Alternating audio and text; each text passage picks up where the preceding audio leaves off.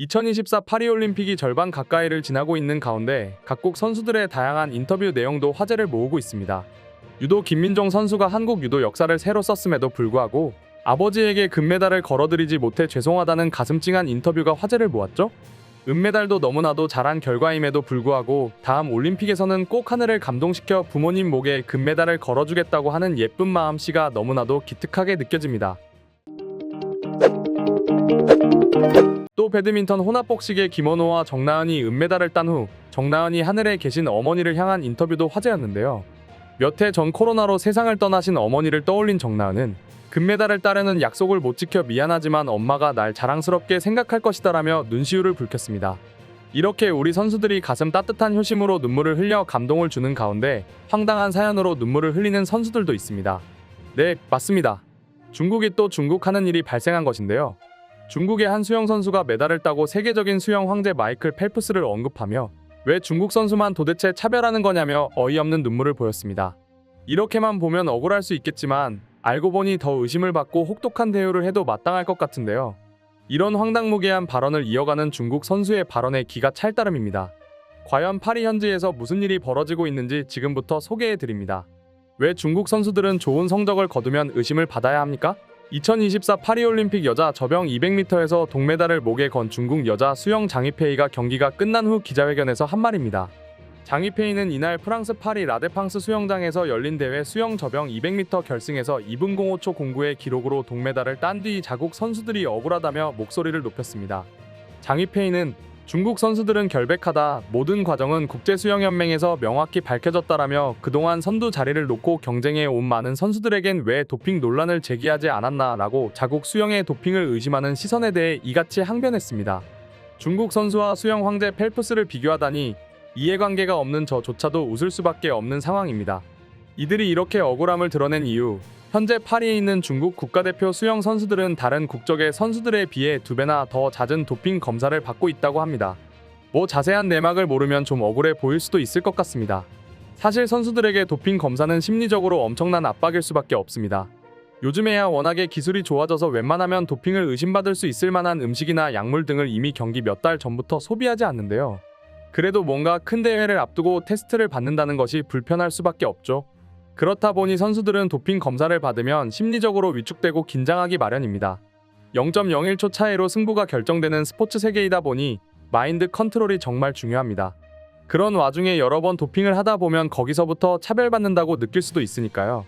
이런 이유로 중국 선수들은 자신들이 피해자라고 소리치고 있습니다. 중국 다이빙 선수 출신의 가오미는 소셜미디어에 하루 7차례나 되는 약물 검사로 중국 수영팀의 경기력을 망가뜨리고 있다 라고 토로했으며 중국 선수들은 자신들의 경기력을 방해하려는 음모가 아니냐는 불만을 제기하고 있습니다. 여기까지만 들으면 중국 선수들이 억울할 수도 있을 것 같습니다. 그러나 지금부터 들려드리는 이야기를 살펴보시면 오히려 뻔뻔하기 그지없다는 생각이 들 수밖에 없을 텐데요. 사실 중국 선수들이 의심을 받는 건 그만한 합당한 이유가 있었습니다. 3년 전 도쿄올림픽 당시 제기된 중국 수영 선수들의 도핑 무마 의혹이 파리에서도 사그라지지 않고 있기 때문이죠. 올림픽이 시작되기 전인 지난 4월 미국의 뉴욕타임스와 호주 매체 헤럴드선 등은 그동안 중국의 도핑 문제와 관련한 숨겨오던 이야기를 공개했습니다. 두 언론은 2020 도쿄 올림픽에서 중국 선수 23명이 개막 7개월 전에 한 도핑 테스트에서 양성 반응을 보였는데도 정상적으로 참가했다며 세계도핑방지기구는 이 문제를 공정하게 판단하지 못했다라고 보도했습니다. 도쿄 올림픽을 몇 달 앞둔 시점에 중국 수영 선수들이 경기력 향상과 관련한 약물 양성 반응을 보였다는 충격적인 사실이 시간이 지나서야 공개된 것인데요. 그러나 당시 중국 당국이 음식 섭취를 통한 오염된 결과라고 발표하면서 양성 반응이 나왔던 선수들도 도쿄 올림픽에 출전할 수 있었다고 합니다. 이들의 몸에서 검출된 약물 반응은 협심증 치료제인 트라이메타지딘입니다. 이 트라이메타지딘은 혈류량을 증가시켜 체내 산소 공급을 원활하게 하는 약물로 세계도핑방지기구가 지정한 금지 약물에 포함된 약물이죠. 그러나 중국의 변명이 더 놀랍습니다. 뻔뻔하게도 선수들 자신도 모르는 사이에 극소량의 금지 물질을 섭취한 것이라고 했으며 중국 반도핑기구도 선수들이 오염된 햄버거를 먹으며 자신도 모르게 약물들을 섭취할 가능성이 있다고 한 것인데요. 더 문제인 것은 중국 선수들이 트라이메타지딘 양성 반응을 보였음에도 세계도핑방지기구는 이 같은 주장을 받아들인 것입니다. 이렇다 보니 중국을 제외한 선수들은 세계도핑방지기구에 대한 불신은 물론 중국 선수들에 대한 앙금이 남아있을 수밖에 없죠. 만약 다른 나라 선수들이 이렇게 했다면 넘어갈 이야기였을까요?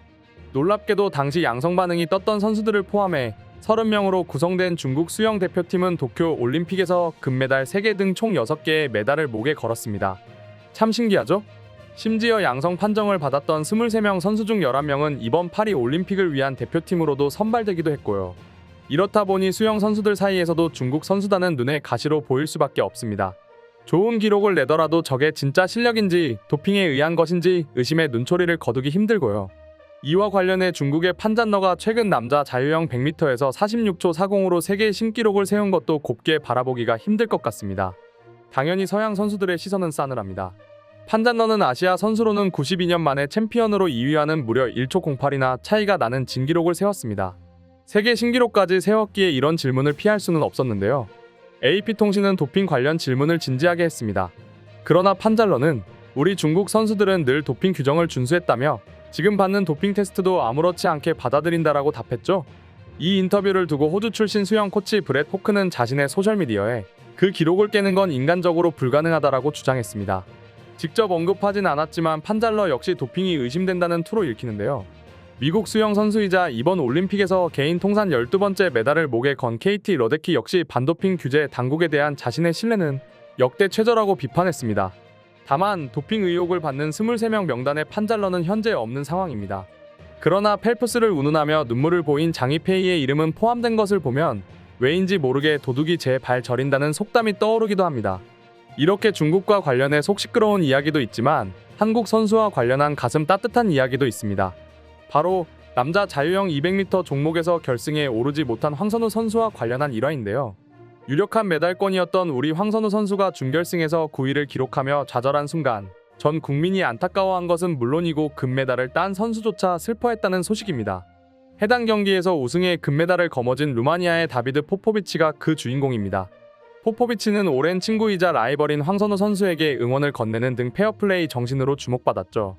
포포비치는 최근 프랑스 파리의 오르세 미술관 인근의 올림픽 공식 타임키퍼 오메가가 마련한 인터뷰 자리에서 황선우가 파리 올림픽 남자 자유형 200결승에 오르지 못해 아쉽지만 그게 그를 더 강하게 해줄 것이라며 황선우는 나의 오랜 친구이자 좋은 동료다. 그와 선의의 경쟁을 펼치지 못해 아쉽긴 하지만 이번 일이 황선우를 더욱 강하게 만들어줄 거라 믿는다라며 황선우를 감쌌습니다. 또 황선우가 이번 대회 결승에 가지 못했다고 해도 실망할 게 없다. 내가 이번 올림픽 챔피언이라고 하지만 황선우는 지난 2월부터 세계 챔피언이었다면서 결승에 못 갔다고 그의 노력이 간과돼서는 안 된다고 강조했습니다. 알고 보니 이 둘은 그동안 선의의 경쟁자로서 돈독한 우정을 다져왔다고 하는데요.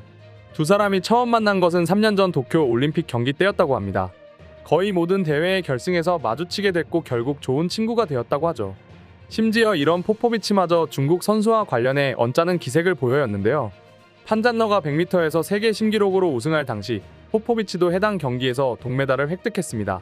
그는 판잔러에 대해 놀라운 기록을 썼다. 나를 포함한 다른 경쟁자를 1초 이상 앞섰다는 건데 자유형 100 올림픽 경기에서 이런 일이 일어난 적이 있었나 싶다라고 말한 뒤 침묵하고 맙니다. 사실 1초를 앞섰다는 것은 올림픽에서 손에 꼽히는 일로 1928년 암스테르담 대회 이후 96년 만의 일이라고 합니다. 진실은 알 수 없지만 여기에는 많은 의미가 함축되어 있다고 봅니다. 벌써 올림픽이 중반을 향해 달려가고 있습니다. 역시 세계인들이 모인 축제라 그런지 예상치도 못한 일들과 황당한 사건까지 다양하게 발생하는데요. 그나마 바라는 바로는 우리 선수들이 마음 다치지 않고 끝까지 행복한 경기를 마무리하기 바라는 마음입니다. 우리 선수들을 위해 하고 싶은 말 있으시면 댓글로 남겨주시겠어요? 더운 날씨에도 귀한 시간 내서 영상 끝까지 시청해 주셔서 감사합니다. 저희는 또 흥미롭고 새로운 소식으로 다시 찾아뵙겠습니다. 구독자님들 감사합니다.